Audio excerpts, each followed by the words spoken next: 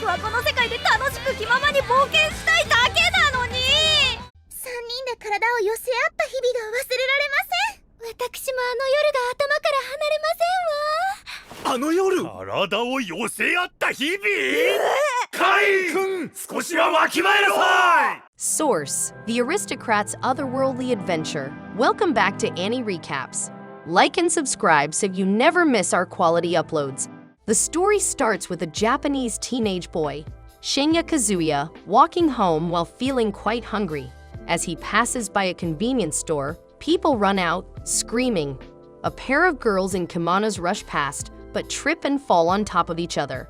MC sees a man leave the store with a knife and yells at the girls to run before taking off himself. Unfortunately, the girls don't seem to be able to move, so MC yells at them again to run and tackles the man, knocking him to the ground. Of course, as is standard, he ended up getting stabbed while the robber ran off. The girls rush over to check on him, but it's too late. MC wonders if this will be how he dies, and we can finally start the isekai. After everything fades to black, MC opens his eyes to find himself looking up at an unfamiliar ceiling. He wonders if he's in the hospital, but the surroundings are much too luxurious and resemble those of some medieval house.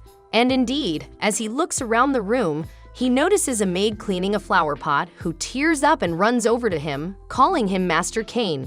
The girl's shouts attract the attention of his mother, who rushes over, asking if he's all right.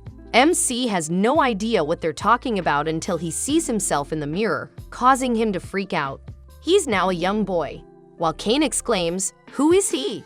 At his reflection, the maid and his mother look on, confused. He starts flexing his hands, mystified, while his mother questions him on his memories. They think he's a bit out of it after being in bed for a week, and check his fever, saying he should rest more. His mother offers to have soup ready for him, and both she and the maid Sylvia run off, leaving MC to examine himself some more in the mirror. He realizes he's become a child, and immediately starts wondering if he's been reincarnated like in those light novels.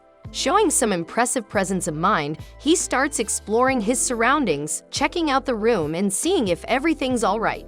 Of course, he's looking down at his family jewels when the maid Sylvia enters with the soup. A misunderstanding breaks out as she thinks he's wet the bed, immediately declaring she needs to wash him despite his protests. Later, while she feeds him the soup, MC realizes his sense of taste is a little weak, but the food is still tasty. After eating, Sylvia starts patting him on the back, urging him to burp so she can put him back in bed. He manages to avoid falling asleep and has actually gained quite a bit of knowledge. His name is now Kane von Silford, a 3-year-old son of Garm and Sarah. His older sister Reen is 2 years old, and his father has 2 wives. The first is Maria and the second is Sarah. Maria has 2 sons, Jan and Alec, who look like your typical anime protagonists. This makes MC the 3rd son. His father is a margrave, which means he is a high-ranking aristocrat with his own army. He helps prevent invasions from other countries, such as the Esperd Kingdom of Gracia territory to the south, which is full of monsters and is frequently patrolled by adventurers. This gets MC excited, and he asks about whether they can use magic or swords. MC wants to be able to use magic, but he needs to start by learning how to write. Thus, MC throws himself into his studies. In his previous world, he was alone and had almost no regrets, and he's excited for these new opportunities. After some time passes, Kane has learned to not only read and write, but also do math. Although his parents praised him and think he's a genius, it's actually because he's already learned all of these skills in high school. MC obviously can't tell them this, so he instead says it's because Sylvia has been a great teacher, which makes her cry. His parents are curious, however, about his sudden burst of motivation following his fever. They wonder if there was some kind of revelation, and he tells them he just wants to learn more about the world and magic. Kane asks his father to let him read books about that topic, and his sister fills him in on the process of baptization. When he's 5, he'll be baptized, so his parents urge him to keep on studying for now. Of course, MC soon realizes he can already use magic, and he has to try and hide it from both his parents, his sister, and Sylvia. Unfortunately for him, he can't control his powers, and his sister sneaks into his room while he's distracted. She says she knows he's been secretly studying the outside world, offering to teach him. Thus, she taught him about the Esper Kingdom's history. The first king was a Kirito-like adventurer named Yuya, who founded the nation 300 years ago. The fact that the name was Japanese surprised him, as well as the fact there were elves, dwarves, and beastmen. He can't wait to go see the outside world and get baptized.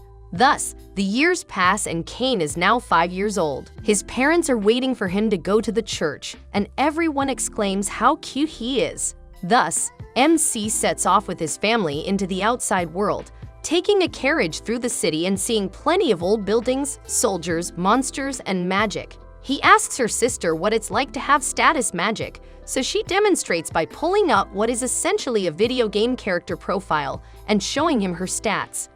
As expected, she has an obsession with MC.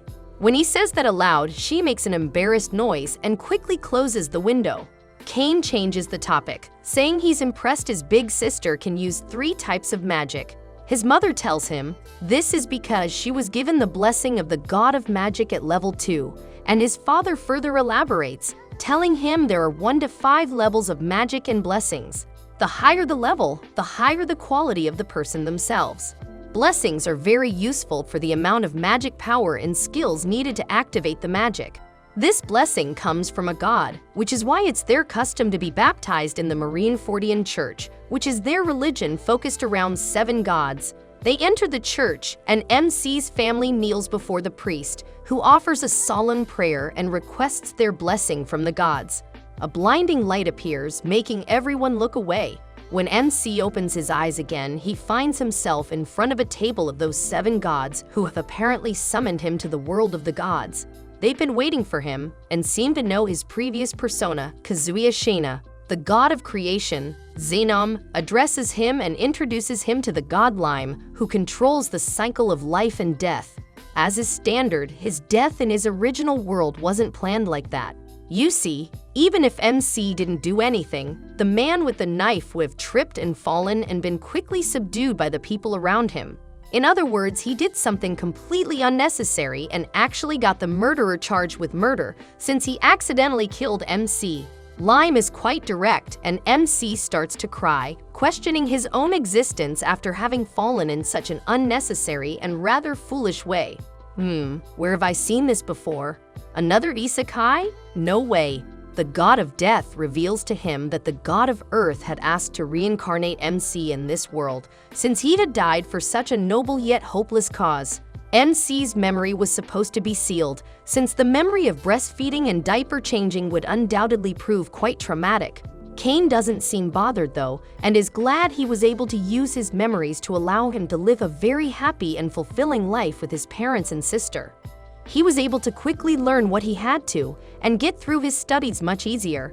MC thanks the gods for allowing him to keep his memories, and Reno, the god of magic, approaches, saying she will happily grant him her blessing for having studied so hard. The god of creation follows suit, as well as the rest of the gods. Everyone seems to take a liking to him and give him their blessings. MC gets sent back to his world, where everyone is surprised to see the statues having glowed that brightly. They're sure he's received multiple blessings and are eager to find out what. Cain has a bad feeling about this, so he feigns a stomach ache and runs off to check it by himself. Sure enough, all of his stats, skills, and magic are at level 10, meaning he's literally maxed out in every sense of the word.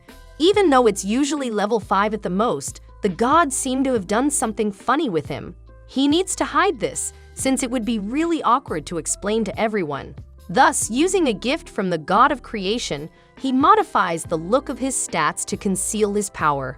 At home, everyone shares a toast, and the conversation turns to MC's baptism. He tells them he's received many blessings from the gods and shows them his status. Unfortunately, still being new to the concept of magic, he forgot to make everything look normal. His amount of magic power is still off the charts, possessing almost 3 times the level of power of a royal mage, despite being 5 years old. Furthermore, he has an appraisal in his item box, meaning his success is nearly guaranteed in any field he pursues. His father, however, warns him to keep even this nerfed set of stats hidden, since he will be placed under the control of the state if he acts recklessly. After all, he's already able to pose a threat to a country. After dinner, MC returns to his room, where he finds a summoning book and decides to summon a pet. Of course, he accidentally summons a demon and has to defeat it to prevent his sister Reen and her friend Palma from getting hurt. After a bit of emotional bonding, the incident passes and MC has his coming-of-age ceremony where he totally surprises us by declaring he wants to be a goody-two-shoes adventurer.